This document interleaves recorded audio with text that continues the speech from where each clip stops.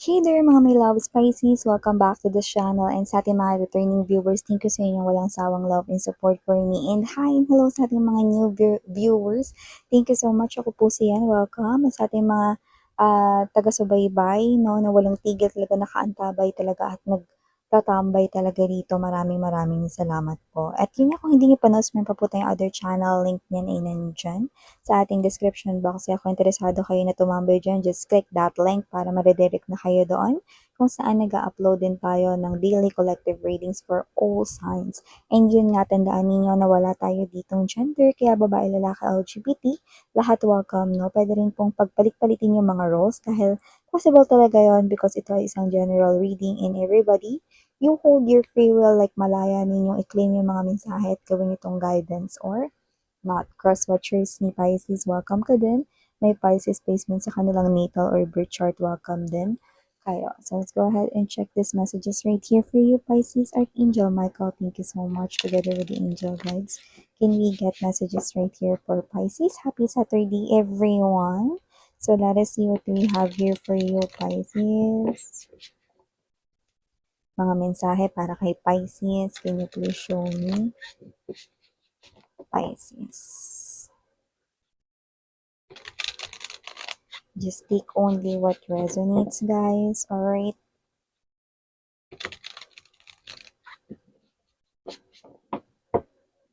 Okay, so let's go ahead and check this mga mensahe para kay Pisces. So guys, we do have here the energy of Two of Coins.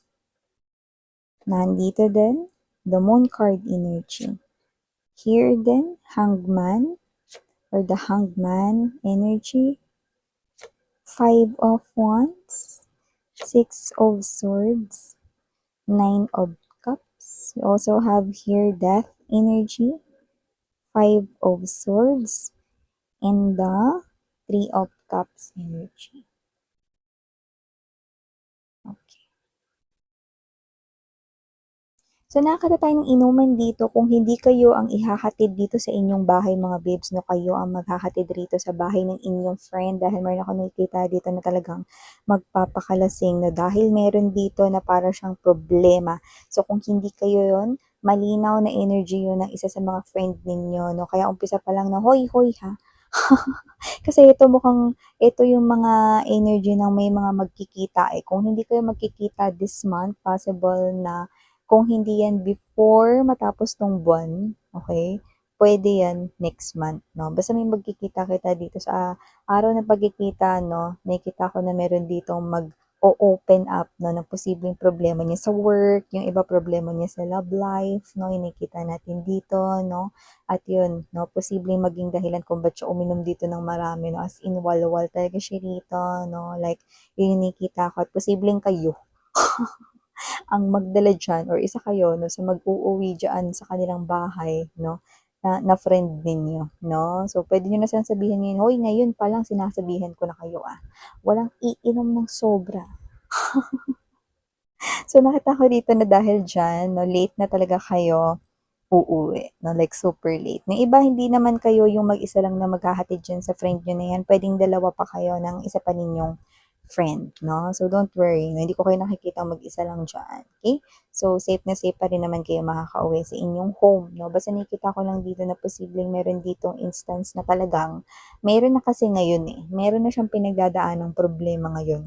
Either sa trabaho or whatever, no? At nakikita ko dito ni hinihintay niya talaga tong kita-kita moment ninyo para talaga na makwento niya ito sa lahat, no? Para makapaglabas siya ng sama ng loob, no? So, yun yung nakikita ko rito, isa sa mangyayari, no? So, pwedeng kita-kita lang yan with your friends. Pwede rin namang mayroong birthday, kaya kayo magkikita-kita. Basta, mag-share siya ng kanyang hinanaing. hinaing, no? Sa kanya ritong trabaho or sa buhay pag-ibig niya, may ganun eh. So, maliban dyan, nakita rin ako ng energy rito mga babes, no? Na, meron ditong posible na ito baka you could be dealing with a Taurus but doesn't have to be. Pero you can go watch rin yung reading ng Taurus kasi may ganito rin silang energy. Possible mga babes, no, na posibleng makabili kayo rito ng something defective. Puwedeng gamit yun. Yeah, it's a form of a material thing. So, posibleng kahit ano yan, gadget, laptop, cellphone, handphone, tablet, no, desktop, okay, whatever. Possible or puwede ring appliances 'yan 'no. Nakita ko defective 'yan or may sira talaga 'yan 'no. So, nakikita ko dito na posibleng madala kayo 'no dahil posibleng ma-over yung si-sales stock 'no ng promodizer dito 'no or ng saleswoman, salesman dito 'no na, nahikayat kayo na bilhin 'yan 'no. Ta's yun pala, ang dali lang palang masisira, defective pa 'yan at ang nakakaloka mga babes 'no, posibleng pagka nabili niyo 'yan 'no, bukod sa hassle 'yan na ibalik or palitan 'no, possible din mga babes 'no na yung return ay hindi na maging valid 'no. Anong example nun? Example, 7 days return lang 'yan, eh, busy ka, may work ka 'no, lumampas mo ng isang linggo at posibleng ito na nga 'no, hindi mo na 'yan puwedeng i-return, 'yan 'no. So, may gano'ng klase ng energy, okey? So, yeah 'no, gano'n mga instances talaga na ang nape-purchase is defective 'no. That's why kailangan talaga na i-test niyo rin sa inyong home kapagka nauwi niyo ng mga babes 'no. I-test niyo 'yan, isaksak ninyo 'no, ta's kung talagang maganda yung andar niyan, kunyari electric fan binili ninyo 'no, i-test niyo, yun na muna yung gamitin ninyo 'no, para makita ninyo umiinit ba yung batok ng electric fan or huminto ba 'no, kahit na pinindot niyo naman yung ikot-ikot niya, 'di ba? So, okey, may gano'n. Okey, so maliban diyan nakakita rin tayo ng energy rito na mukhang susurpresahin kayo ng isang person dito na posibleng, LDR kayong dalawa. Meron ba kayong asawa sa malayo, nagtatrabaho sa malayo 'no, may gano'ng klase ng energy. Puwede rin naman na literal na meron siyang background ng pagpupulis, sundalo, military, but doesn't have to be, okay. Pero kung sino man siya, faithful siya sa inyo at mukhang susurpresahin niya kayo sa inyong, ah, bahay 'no, or kung nasaan man kayo, puwedeng asawa niyo 'yan, boyfriend, girlfriend 'no. So, kayo yung una niyang pupuntahan, 'yan 'no, kahit na mag-boyfriend, girlfriend pa lang yung iba sa inyo, kayo yung una niyang pupuntahan kaysa sa kanyang nanay. Yes 'no.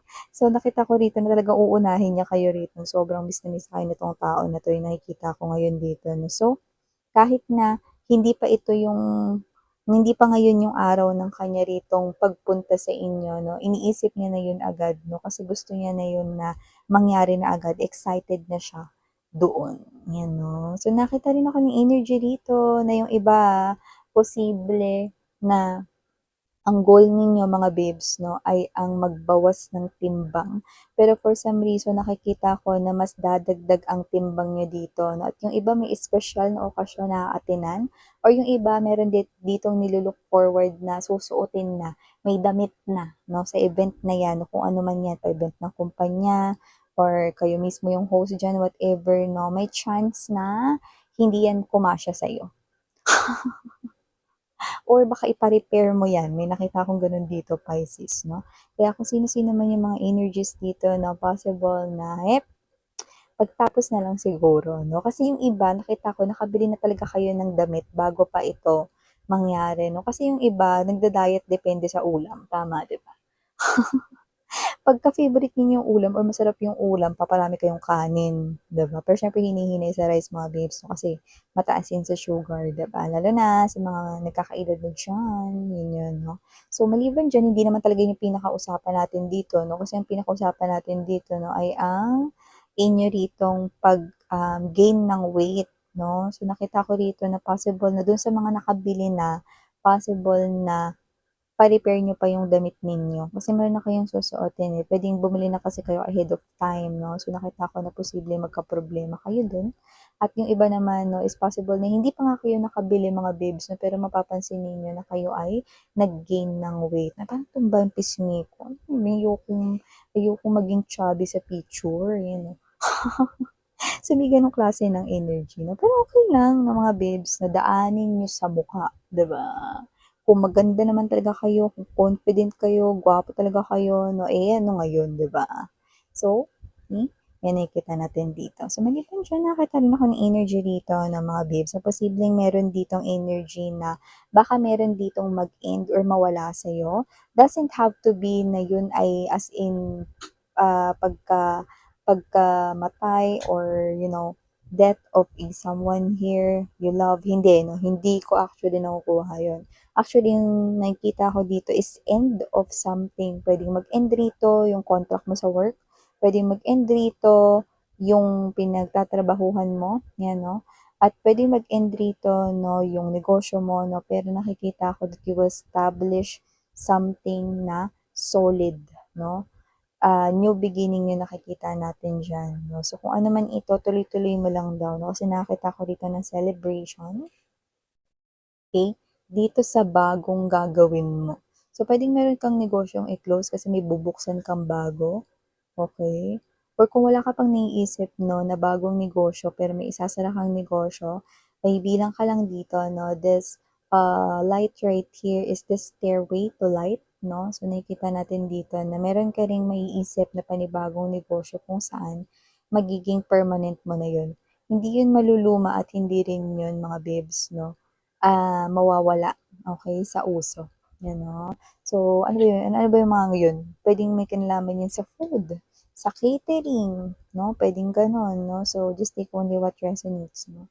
Drinks, yan, no? Ano pa? Okay? Kahit ano pang negosyo dyan, may isip ko dyan agad, no? At kung yun naman yung trabaho, nakikita ko rin dito na posibleng malipat ka rin dito talaga dun sa work na talagang linya mo, no? Or yung gusto mo talagang gawin. Pero yung iba, may nakita tayo ditong clue kung ano yung tinapos ninyo, pwedeng hindi yun yung maging work ninyo, okay? Pero nakikita ko rito na diyan talaga kayo rito mas mapapansin. Yan, no? So, may ganun tayong klase ng energies. And last but not the least, message right here, no?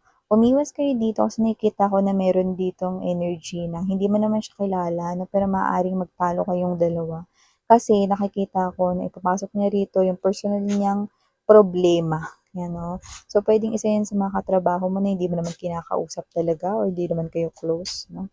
Pwedeng magkausap kayo rito na pero parang saan na mapupunta yung topic ninyo? Nawala na kayo dun sa pinag-uusapan ninyo, no? Kasi siya ito na maglalabas siya rito ng sama ng loob niya sa'yo. Yung nakikita ko rito, no? Dahil possible na yun na yung time para, 'di ba, sumigaw siya, no? Or magwala siya, 'di ba? Kasi nakita ko bad trip siya dyan, Pero wala yung kinalaman sa'yo, okay? Naaktuhan lang na ikaw at dun ko nakikita na ikaw ang pagbubuntunan niya, 'di ba? Kutungan ko 'to. So, yung nakikita natin dito, Pisces, no? So, pabayaan mo na lang, no?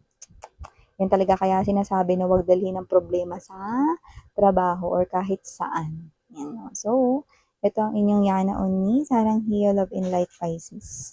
Ano?